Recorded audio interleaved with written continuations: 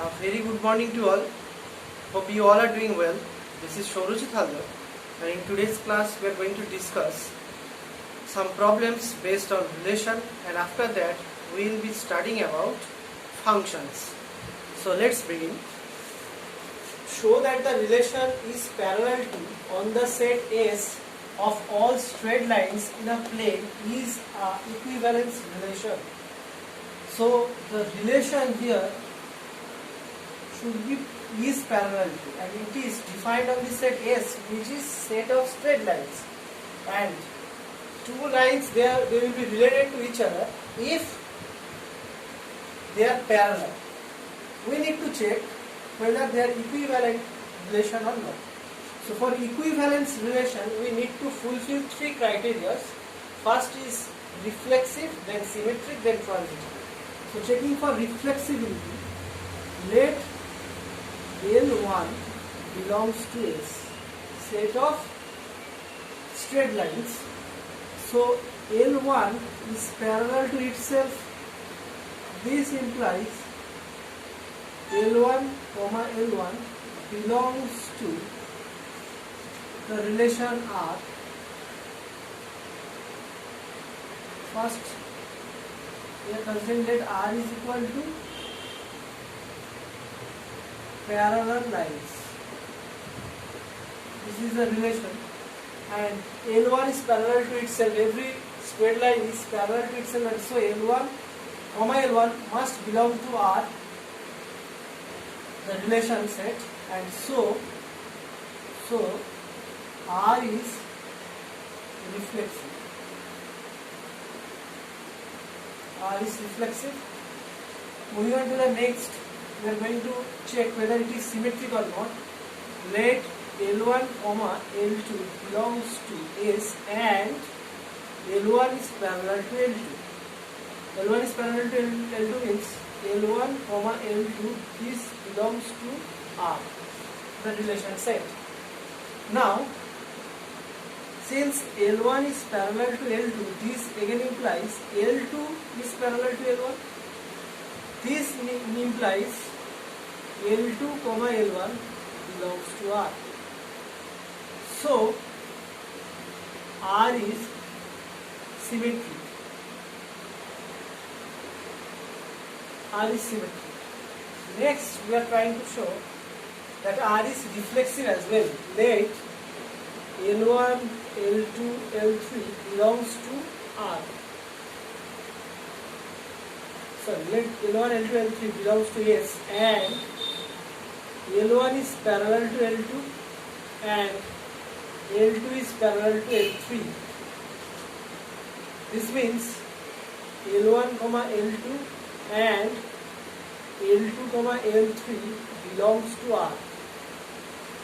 So when L1 is parallel to L2 and L2 is parallel to L3, this again implies L1 is parallel to L3. This implies L1, L3. This also belongs to R. And thus R is reflexive, symmetric, and transitive. This one proves transitivity, this one proves symmetricity, and this one proves it is reflexive. And so this relation parallel to on the set S is a equivalence relation. Show that, next question, show that the relation is congruent to. So here the relation is what? R is equal to is congruent to. We have to show that on the set of triangles in a plane it is equivalent relation. That means triangle, if one triangle is congruent to another triangle, then that product pair must belong to R. So let delta is equal to set of triangles. As this is called delta, I have considered this as the set of triangles. Let triangle 1 belongs to delta. Every triangle is congruent to itself, and so triangle 1 is congruent to triangle 1 itself, and so triangle 1 over triangle 1, this belongs to R, and so R is reflexive. Next, we are going to prove it is symmetric as well. Let triangle 1 over triangle 2 belongs to this triangle set of triangles, and triangle 1 comma triangle 2 belongs to R. This means what? This means triangle 1 is congruent to triangle 2. This again implies triangle 2 is congruent to triangle 1. This implies triangle 2 comma triangle 1 belongs to R.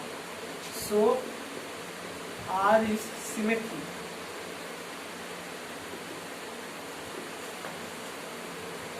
Next, trying to prove transitivity. Triangle 1, triangle 2, triangle 3 belongs to the triangle set delta, and triangle 1 comma triangle 2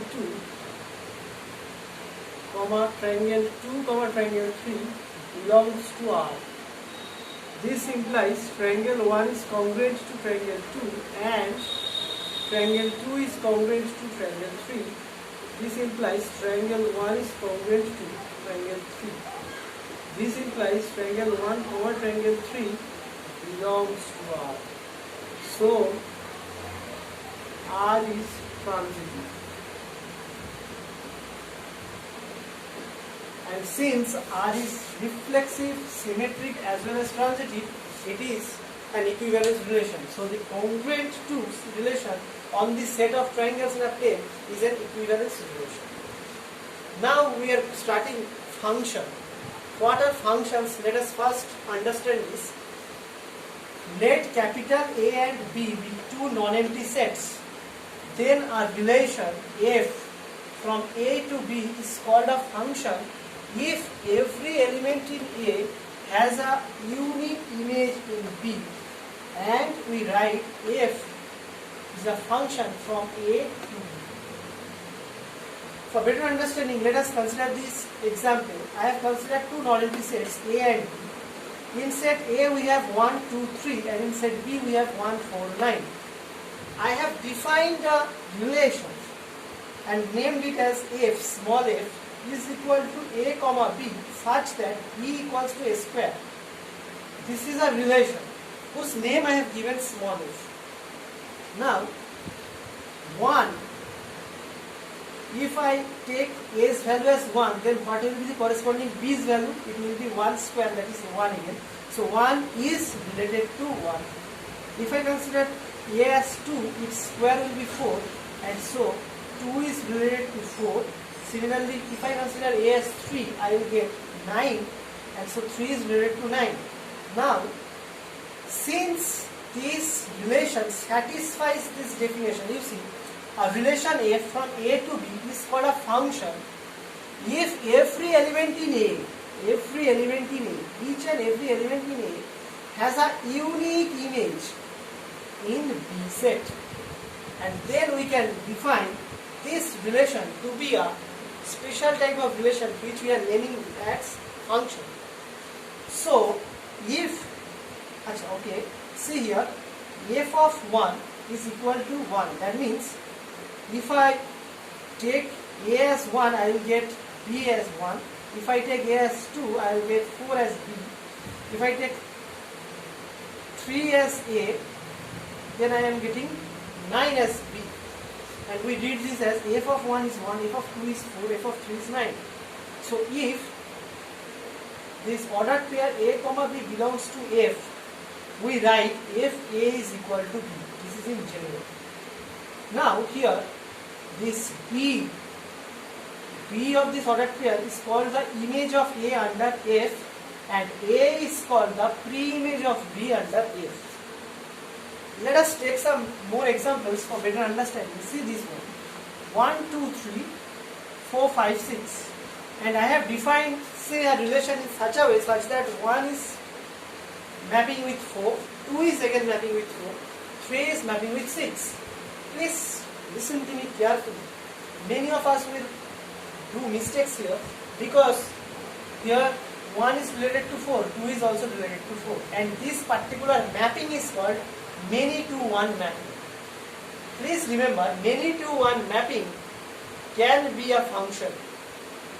So 1 has a unique image 4, 2 also has an unique image 4. Unique image and an element doesn't have a unique image, there is a difference. You see this particular relation, 1 is related to 4, again 1 is related to 5. So 1 has 2 images, and in that sense 1 doesn't has an unique image, because 1 has 2 images. But here 1 has a unique image 4, it doesn't have any other images other than 4. 2 also has a unique image 4. So many to one, this particular relation or mapping, it can be a function, provided each and every element has a unique image. So I can define this many to one mapping as a function. So it is a function, many to one is a function, one to many is not a function. It can't be a function because 1 doesn't have any unique image in the codomain set. So it is not a function. Moving on to the next example, 1, 2, 3, 4, 5, 6. You see, 3 is left in the set F which doesn't have any image, and so it is again not a function, because here it is said F from A to B is a function if every element in A has an unique image. So set A cannot have any such element which doesn't have any image. Hence, this is a function, this is also a function. Now, if I consider this example, what is the domain? Domain of F.